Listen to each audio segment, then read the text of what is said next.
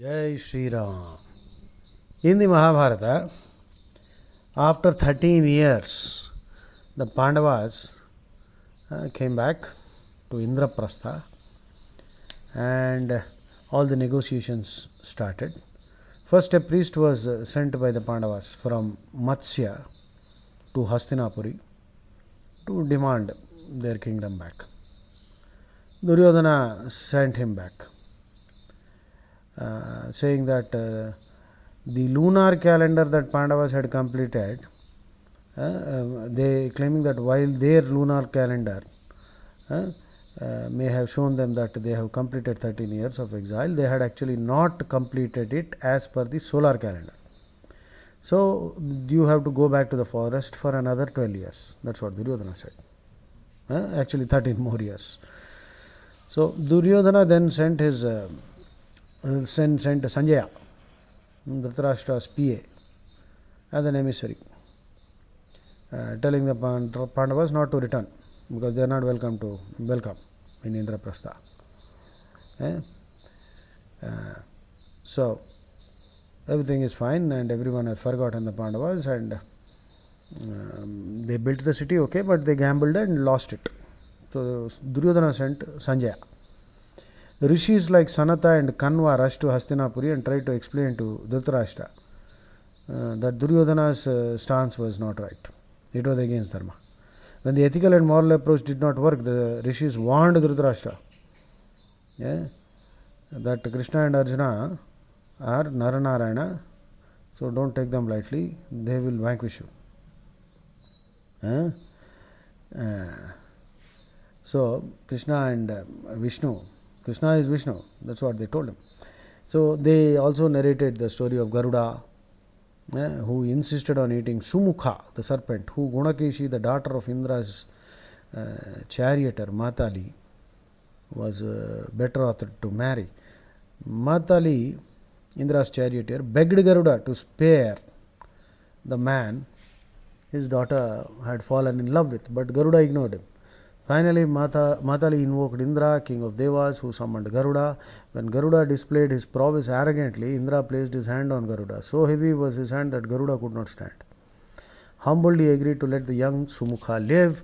Duryodhana, do not be arrogant like Garuda, or you will be humbled. That's what the rishis told Dhritarashtra, Sanat and Kanva. When Duryodhana laughed at the story, Dhritarashtra, as usual, kept quiet like Manmohan Singh. The rishis left because they realized that this fellow is not going to listen to anything. And they also warned that nothing can save your dynasty, your Kuru dynasty, from self-destruction. So Krishna then was sent by the Pandavas to Hastinapuri to make the Kauravas see sense. Many arrangements were made all along the highway. These arrangements were made by Duryodhana. Tents had been set up. Men holding pots of water and food, and Krishna refused everything. Krishna did not touch anything that was arranged by Duryodhana. Krishna stayed in Vidura's house instead of the palace and the 5-star accommodation and the food. Krishna said, I cannot eat food with you Kauravas. I will eat only after the meeting is successful. Vidura also never ate in the house of the king. They grew their own vegetables, green leafy vegetables mainly, in their own kitchen garden, because they wanted to maintain their autonomy. Remember, anything that you offer from anybody will keep you under obligation. And also Vidura was expressing his displeasure at the adharmic way Dhritarashtra had been conducting his affairs and misleading instead of guiding his sons. So when Krishna finally met Dhritarashtra, things were not pleasant. Duryodhana told Krishna, I will not part with anything. We don't want these fellows back. So whether you rule well or not, that does not matter. So you promised to return to Indraprastha after the Pandavas endured 13 years of humiliating exile. So Krishna said, you see, you have to keep your word. Don't you have any sense of integrity. Duryodhana said, no, no, I don't believe in all this. Uh, so, Yudhishthira suggested that Krishna should ask Duryodhana for just 5 villages, because he did not want crores of people to die. Okay, so Krishna went ahead, eh? and Krishna said, okay, just give these 5 villages, Indraprastha, Paniprastha, Tilprastha. So Delhi, Indraprastha, Panipat, uh, Sonipat, Tilpat, and Bagpat. Yudhishthira said, we'll be happy if you just give us 5 villages because we don't want so many people to die. Krishna said, okay. Actually, it's a very interesting situation. When Yudhishthira suggested this, Krishna said, fine. But then, when Krishna was taking leave of the Pandavas, he talked to Draupadi also. Draupadi said, see, I have been insulted, humiliated, dragged by my hair, disrobed, and do I have to endure all this? Krishna is believed to have told her that, you see, these fellows will never agree, war will happen, and all of them will be wiped out. So don't worry. So Krishna already knew. The Sarvantaryami already knows what you are thinking. So this is that was originally Yudhishthira's idea, not Krishna's idea. Krishna is simply a messenger. So Krishna, remember, he is our messenger. So Krishna is an impartial witness. He will give you permission to do whatever you want. He is only observing.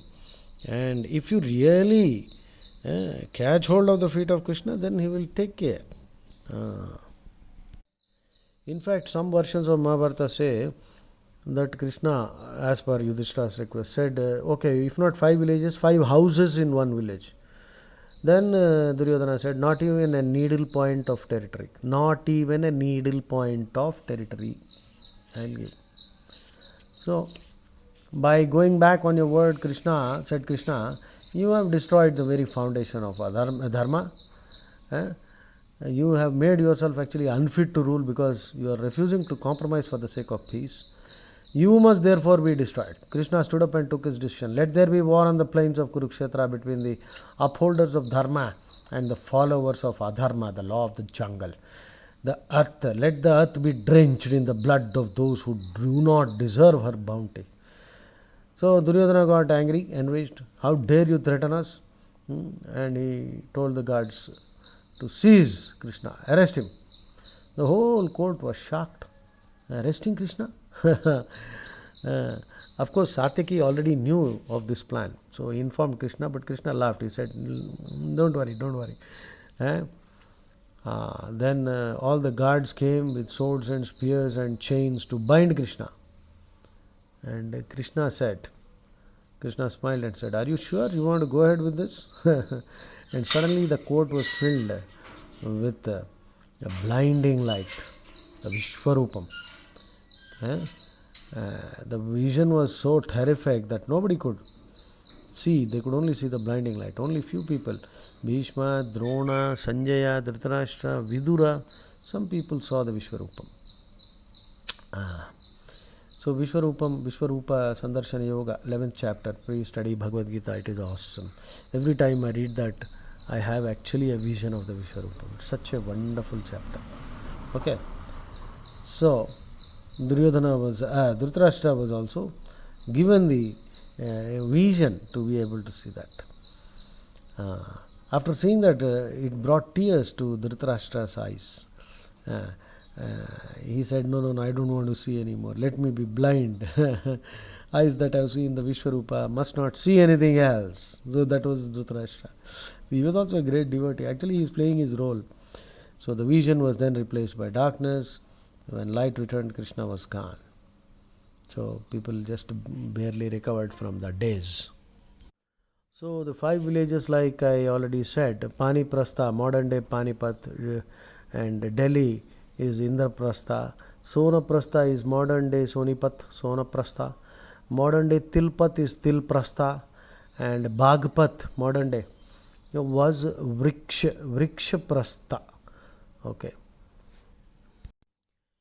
In Bhasa's drama Dutavakya, uh, Krishna's weapons appear in human form and scare the hell out of Duryodhana. Eh? The weapons, that is the Sudarshana, Kaumodaki is the mace, Sharanga and Nandaka and the conch, Panchajanyam. These five appear in a human form and terrify the whole Kauravas, whole of Kauravas. So, Samadhana, Danda, Veda are the four methods enumerated in Arthashastra, the treatise on polity, to make people do one's bidding. Sam is trying to convince through talks using logic and emotion. Dan is bribing, giving something. Dand is punishment. Bhed is dividing and conquering the enemy. Krishna used all the four. He talked to Kauravas, he was willing to settle for just 5 villages, he praises them, he then narrates the tales of the strength of Pandavas.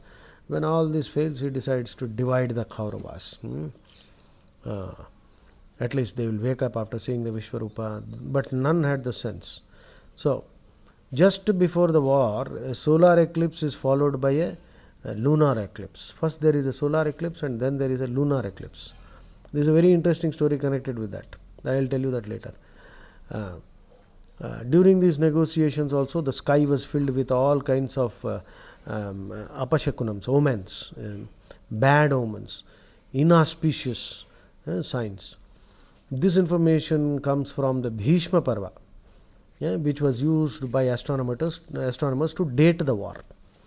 Immediately, a solar eclipse was followed by a lunar eclipse just before the war. All the kings of India had gathered in Kurukshetra to purify themselves by bathing in the 5 lakes there. The Pandavas were in exile then. Krishna, who was present, was spellbound by the pomp and glory of the assembled royalty before the war, following a solar eclipse. Something like this, Kumbh Mela. So, Krishna knew that the next time these fellows will assemble, it would be to meet their death. And all those 5 lakes will be filled with the blood of these people. Anyway, they all died on the battlefield. So they all attained moksha. And anyway, they were all descendants of Vaikuntham. Vidura's autonomy in the midst of this political intrigue is also very legendary. He never ate any palace food. He sustained himself on his own vegetables. Vidura sag, or green leafy vegetables. There are so many songs on that. And Krishna, when he went to Vidura's house, Vidura was so entranced by Krishna that at mealtime, after the mealtime, Vidura was offering bananas. He peeled the banana, offered the peel to Krishna and threw the banana away, and Krishna was happily eating the peels. Because, not because he wanted to give peels, but because Vidura was so absorbed in having the darshan of Krishna and Krishna speaking, that is greater than, Brahmagyan, greater than all the Vedas. So that is what happened. Vidura's wife noticed and corrected this. Hey, don't stop giving him peels. Very interesting. So, many songs are there. And after Krishna's visit also, the Kauravas sent a final messenger, emissary called Ulluka. Ulluka was the son of Shakuni, who formally declared war against the Pandavas. So actually the timeline is, first Pandavas send a Brahmin, but the Brahmin is so outspoken. See, Brahmins by nature are outspoken. They will tell you the truth on your face. That's the nature of a Brahmin. Of course, today the Brahmins are different because of different situations. Because Brahmins are not being protected. If Hinduism is still surviving in India, it's because of the effort of Brahmins. I am a proud Brahmin and I have no hesitation in saying this. But unfortunately, today the Brahmins are the Dalits of society. And nobody protects us. Others can abuse and say whatever, but if we say one word, nobody will come. There is no reservation. Immediately, all the laws will be pressed against us. I am seeing this happen in my life also. I lost many promotions which I fully deserved, while my colleagues and juniors who belong to reserved category, they were promoted, and all things have happened. I have seen all this. This is a strange situation. Anyway, a society that cannot protect its Brahmins is doomed. Why do you think some nations have become very powerful? Because the Brahmins, Israel, take for that matter, the Brahmins of Israel, Brahmin does not mean a caste. First of all, caste doesn't exist in Hinduism. So Brahmin is any person who is calm, who has mental equilibrium, who doesn't get agitated, who is sattvic, who can read a lot of books, who acquires a lot of knowledge 24 hours, and is busy disseminating knowledge. He is spiritually uplifting everybody. So that is a Brahmin. If show me one, I'll tell you that's a Brahmin. Irrespective of which kulam, jati, which gotram, or which varna, then that is Brahmin varna. That is Brahmin varna. So, so today's Brahmins, unfortunately, many Brahmins are no longer Brahmins because, well, that is how our society has become. They are forced to behave like Shudras. So knowledge, you see, honestly, I have been delivering talks on Bhagavad Gita for the last 30 years nearly, but I have to beg people even today, invite me, please let me talk. I have done enough reading and I can deliver. Many people who have heard me have told me very well. But this is the pity. I don't know why. In my state also, people don't win. Maybe Americans will listen. That is why I have a strong desire to get out. Because probably the English audience will listen. Our people have perhaps lost all interest. So this is a sad state. So first a Brahmin was sent by Pandavas who spoke so, bluntly that Bhishma threatened him that had you not been a Brahmin, I would have beheaded you. Get out. So Brahmin goes back. Then they send Sanjaya, saying that you will not get anything or something like that. Like I already told you, Sanjaya said. Then Krishna went. Krishna went, and then finally, after Krishna came back, Ulluka was sent declaring the war. So these are some details. I hope it was interesting to listen to, and it has cleared some misconceptions, because in the movies, most of the movie makers, honestly, they may have made a sincere effort, but they did not do enough research. Even in the TV serial, there are some interpolations which are not justified. Jai Shri Ram.